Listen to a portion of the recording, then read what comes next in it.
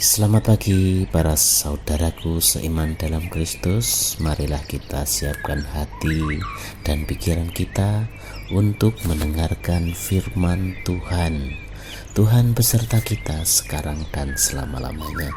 Inilah Injil Yesus Kristus menurut Markus bab 4 ayat 35 sampai 41. Dimuliakanlah Tuhan. Angin ribut diredakan. Pada hari itu, waktu hari sudah petang, Yesus berkata kepada mereka, "Marilah kita bertolak ke seberang." Mereka meninggalkan orang banyak itu lalu bertolak dan membawa Yesus beserta dengan mereka dalam perahu, di mana Yesus telah duduk dan perahu-perahu lain juga menyertai Dia. Lalu mengamuklah taufan yang sangat dahsyat dan ombak menyembur masuk ke dalam perahu sehingga perahu itu mulai penuh dengan air. Pada waktu itu Yesus sedang tidur di buritan di sebuah tilam. Maka murid-muridnya membangunkan Dia dan berkata kepadanya, "Guru, Engkau tidak peduli kalau kita binasa." Ia pun bangun, menghardik angin itu dan berkata kepada danau itu, "Diam, tenanglah." Lalu angin itu reda dan danau itu menjadi teduh sekali. Lalu ia berkata kepada mereka, "Mengapa kamu begitu takut? Mengapa kamu tidak percaya?" Mereka menjadi sangat takut dan berkata seorang kepada yang lain, "Siapakah gerangan orang ini sehingga angin dan danau pun taat kepadanya?" Demikianlah sabda Tuhan. Terpujilah Kristus.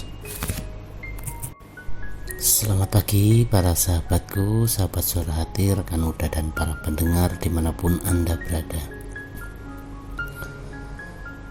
Guru, tidak pedulikah engkau kalau kita binasa? Teriakan para murid karena ketakutan dan frustasi adalah teriakan kita juga kepada Tuhan Yesus, di mana situasi dalam kehidupan kita menggoncang iman kita. Namun berbagai krisis sebenarnya memberikan kesempatan bagi kita untuk bertumbuh dalam rasa percaya kita kepada Tuhan Yesus, selagi kita menyaksikan Dia bekerja dalam kehidupan kita. Ingatlah saudaraku, Yesus adalah Immanuel, Allah yang senantiasa menyertai kita.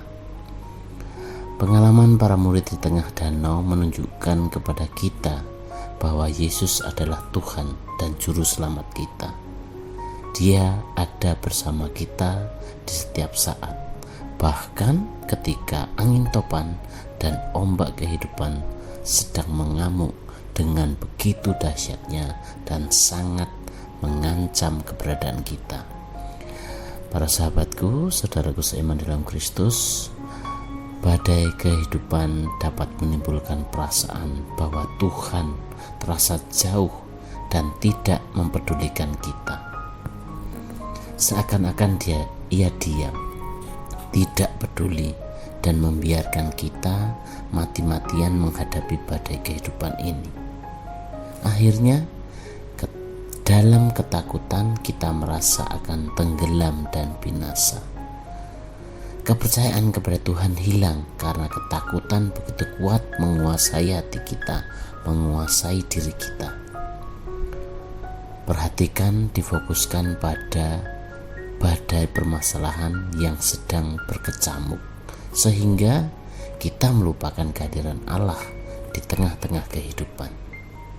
Saudaraku seiman dalam Kristus, dalam kisah kitab sejarah ini bagaimana Danau Galilea itu sangat terkenal dengan badainya. Angin yang berembus secara tiba-tiba dengan kekuatan yang dahsyat ke tengah danau dapat menimbulkan badai. Cuaca cerah dapat berubah secara tiba-tiba dengan datangnya badai menakutkan yang menggoncang danau itu. Badai itu lebih sering datang pada waktu petang. perubahan suhu yang turun secara otomatis berubah menjadi drastis dan dapat menimbulkan tekanan angin yang besar dan berembus kencang di tengah danau. Para sahabatku, saudaraku seiman dalam Kristus, dan kita semua yang diterangi oleh firman Tuhan, tenang di tengah badai bukan berarti pasrah atau tanpa usaha dan melarikan diri, melainkan suatu sikap siap menghadapi kenyataan. Belajar dari firman Tuhan sebagaimana kutipan Injil hari ini, belajar dari pengalaman hidup yang sudah kita alami, semestinya menjadikan kita menjadi pribadi yang rendah hati, pribadi yang bisa menempatkan diri dengan baik di hadapan Tuhan, bahwa karena kasih-Nya Tuhan memberikan kehidupan yang baik bagi kita. Namun setiap saat kita juga harus siap bila diajak Yesus ke laut yang lebih dalam. Saudaraku seiman dalam Kristus, untuk itu marilah kita mohon kekuatan agar dimanapun kita dimampukan untuk mengarahkan hati kepada Tuhan ketika menghadapi badai kehidupan. Tuhan selalu menyertai kita dalam mengarungi kehidupan ini. Sesungguhnya saat berada di tengah badai adalah saat yang terbaik untuk merasakan kuasa dan penyertaan Tuhan dalam hidup kita.